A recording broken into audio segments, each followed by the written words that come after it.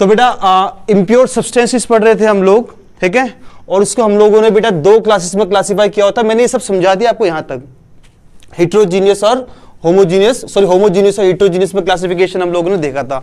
Last time में मैंने ये दो आर्टिकल डिस्कस किए थे, याद है?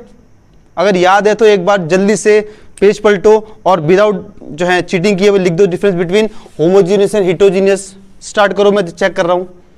हाँ, सब बच्चों ने लिख दिया, वेरी गुड, ठीक है।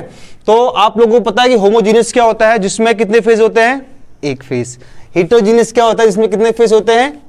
More than one phase. बताओ हेट्रोजीनियस का एग्जांपल। यस बेटा आप बताओ।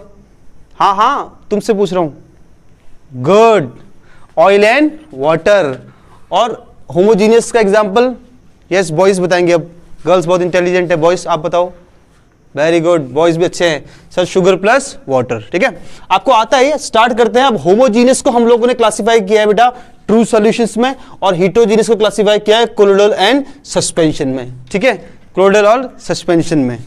तो अब देखो जरा एक बार, तो ट्रू सॉल्यूशंस के एग्जांपल क्या है पता ही है, salt solution and colloidal solution. ये आपके लिए नई टर्म है, मैं इनको डिस्कस करता हूं एक बार। देखो एग्जांपल बाद में डिस्कस करेंगे। सबसे पहले जो है मैं आप समझा देता हूं कि ये टाइप के सॉल्यूशंस जो है डे टू डे लाइफ में आपको कहां ऑब्जर्व होते हैं। बेटा ट्रू सॉल्यूशन, ट्रू सॉल्यूशन का मतलब क्या हुआ? बिल्कुल सच्चे सॉल्यूशन। सर क्या बोल रहे हो, थोड़ा और एक्सप्लेन करो अच्छी तरह से। देखो समझाता हूं। चीनी को पानी में आपने डाला, चीनी पूरी तरह से घुल जाएगी, आपको पार्टिकल्स वहां नजर नहीं आएंगे।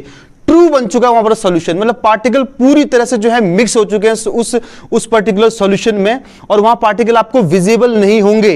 तो इस टाइप का जो सॉल्यूशन है जिसमें सिर्फ एक ही फेज होगा इसमें, तो ये क्या हो जाएगा? होमोजीनियस इन नेचर होगा, मतलब पूरी तरह से पार्टिकल यूनिफॉर्मली डिस्ट्रीब्यूटेड हो जाएंगे।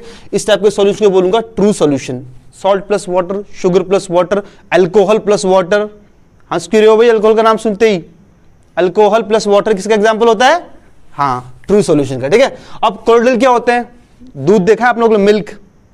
हाँ वेरी गुड, पीना चाहिए, अच्छी बात है, ठीक है। मिल्क या फिर गोल्ड, आप गोल्ड लो, उसको क्रश करो और पानी में जो है डिसॉल्व कर दो, सॉल्यूशन जो बनेगा उसको बोलूंगा कोलोइडल सॉल्यूशन। स्टार्च, मैं आपको बताता हूं, पोटैटो जो होता है, पोटैटो उसको अगर रब करोगे ना, उसका जो जूस निकलेगा पोटैटो का, मतलब जो उसका लिक्विड होगा, उसको पानी में अगर डिसॉल्व कर दोगे ना, तो सॉल्यूशन जो बनेगा वो बनेगा आपका कोलोइडल सॉल्यूशन।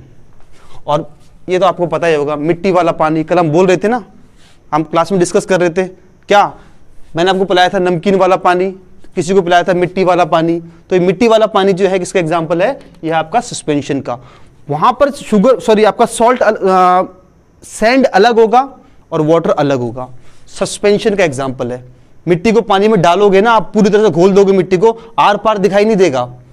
इसका अपीयरेंस कैसा होता है? ट्रांसपेरेंट, आराम से आपको आर पार दिखाई देगा अगर ग्लास है तो, वो ऑब्जेक्ट जिसके अंदर सॉल्यूशन रखा हुआ है। ये होता है आपका ट्रांसलूसेंट।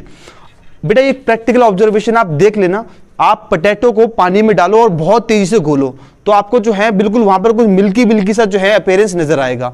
तो जो बना हुआ आपका सॉल्यूशन जो है ना, मतलब मिल्की सा, मतलब आप आर पार देखोगे, देख भी सकते हो, और थोड़ा बहुत आपको दिक्कत भी आएगी देखने में। तो ट्रांसलूसेंट है अपीयरेंस, ट्रांसपेरेंट। और ये आपका क्या हो जाएगा? ओपेक हो जाएगा, आर पार आपको नजर नहीं आ सकता किसमें? सस्पेंशन में। क्लियर हो गया? अब देखो जरा यहां पर नेक्स्ट पॉइंट, सबसे इंपॉर्टेंट पॉइंट ये इसमें, साइज ऑफ द पार्टिकल्स। भाई यहां पार्टिकल जो आपने शुगर को पानी में डिसॉल्व किया गया, आपको चीनी दिखाई देती है डिसॉल्व होने के बाद? नहीं ना, क्योंकि पार्टिकल का साइज बहुत छोटा होता है। यहां पर थोड़ा उससे बड़ा होगा और यहां पर सबसे बड़ा होगा। तो सबसे बड़े होंगे वो दिखाई देंगे, ये वाले अपनी आंखों से हमें दिखाई नहीं देंगे, बट ये वाले हमें क्या है? स्ट्रॉन्ग पावरफुल माइक्रोस्कोप से जो है पार्टिकल्स हमें नजर आ सकते हैं। समझ में आया क्या? ये पार्टिकल का साइज याद करना, 0.121 नैनोमीटर। सर ये नैनोमीटर क्या होता है?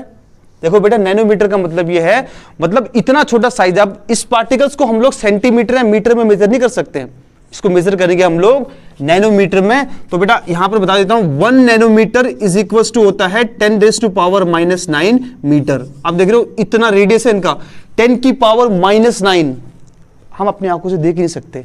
यहां पर पार्टिकल थोड़े बड़े हैं, 1 से 1000 के बीच में, यहां पर ओवर 1000 जो है नैनोमीटर पार्टिकल का साइज होगा। समझ में आया क्या? देखो एक और प्रॉपर्टी इनकी, ये जो पार्टिकल्स है कभी सेटल डाउन नहीं होते। किसके?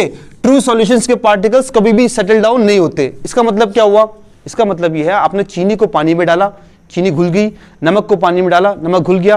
क्या ऐसा होता है क्या, आपने चीनी को पानी में घोल दिया और गिलास को रख दिया, 1 घंटे बाद आओगे तो आपको चीनी नीचे मिलेगी या नमक नीचे मिलेगा? होता है? नहीं होता भाई। कौन बोल रहा है होता है? हाँ, नहीं होता, एक्चुअल में नहीं होता भाई। आपके घर में चीनी खराब होगी फिर अगर होता है तो, ठीक है, चेक करवा लेना। तो क्या होता है कि पार्टिकल्स जो है यहाँ पर सेटल डाउन नहीं होते हैं, और यहाँ पर जो होता है बेटा, इस वाले में बताता हूँ, पार्टिकल्स जो है वो बड़े होते हैं। मिट्टी को पानी में डालोगे पहले तो घुल जाएगी, फिर थोड़ी देर बाद क्या हो जाएगा, पार्टिकल्स बड़े हैवी है, साइज में बड़े हैं, तो ग्रेविटेशनल फोर्स ऑफ अट्रैक्शन के कारण क्या है, gravity, acceleration due to gravity, वो पार्टिकल्स के नीचे बैठ जाएंगे, ठीक है। और यहां पर क्या होता है बेटा, पार्टिकल्स सेटल डाउन नहीं होते। आप देखना, आपने क्या किया, दूध लिया, ठीक है, उसमें क्या होता है आपका, वो होता है ना भाई, आप लोग सब जमीन से जुड़े हुए आदमी है तो आपको पता होगा क्या निकलता है उसमें, मक्खन। यस, मक्खन निकलता है। वो वैसे ही निकल जाता है क्या? आप क्या करते हो, बहुत तेजी से, कोई मशीन वगैरह होती है, उसको बहुत तेजी से क्या सॉल्यूशन को इस तरह से हिलाते हो, मैंने देखा हो अपने घर में, इस तरह से करते हैं ना बेटा। तो उसमें क्या होता है, फिर फाइनली क्या होता है, आपका मक्खन जो है वो अलग हो जाता है, और जो उसमें क्या कहते हैं, आपको छाछ बोलते हैं, जो भी होता है वो पर्टिकुलर लिक्विड, वो अलग हो जाता है। तो यहाँ क्या होता है बेटा, यहाँ पर पार्टिकल्स सेटल डाउन नहीं होते खुद से, बहुत तेजी से अगर आप उस टाइप के सॉल्यूशंस को ना बहुत तेजी से घुमाओगे ना, बहुत हाई स्पीड से, कि एक पर्टिकुलर ऑब्जेक्ट से, तो पार्टिकल्स क्या है, धीरे धीरे क्या होते हैं, सेटल डाउन होना स्टार्ट हो जाते हैं। इस टेक्निक को कहता हूं मैं सेंट्रीफ्यूगेशन।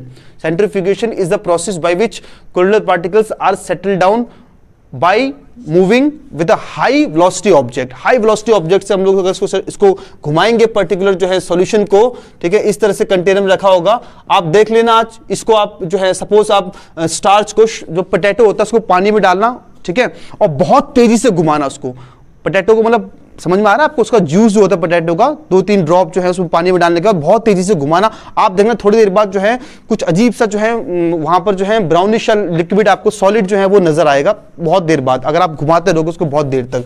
तो क्या होता है, पार्टिकल जो होता है, अगर आप बहुत तेजी से घुमाओगे ना, तो कुछ टाइम बाद जो है पार्टिकल्स जो है नीचे यहाँ पर सेटल डाउन इसके हो जाते हैं। अब इसका रीजन क्या है, तो आप लोगों के सिलेबस में नहीं है। यहाँ चार्ज जो होता है ना, इसके पार्टिकल्स में चार्ज होता है, वो खत्म हो जाता है, ठीक है, घुमाने से, जिस वजह से क्या है, पार्टिकल्स सेटल डाउन हो जाते हैं। वो सब 12th स्टैंडर्ड में है, वो वहां पर डिस्कस कर लेंगे आप लोग, बट सेंट्रीफ्यूगेशन मैंने आपको समझाया।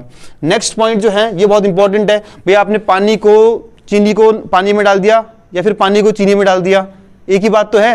नमक को पानी में डाल दिया, पानी को नमक में डाल दिया, क्या बनेगा, नमकीन पानी। क्या बनेगा, चीनी का पानी बनेगा, चीनी का पानी। इसमें क्या बनेगा, मिट्टी का पानी। इसमें क्या बनेगा, दूध का पानी, ठीक है।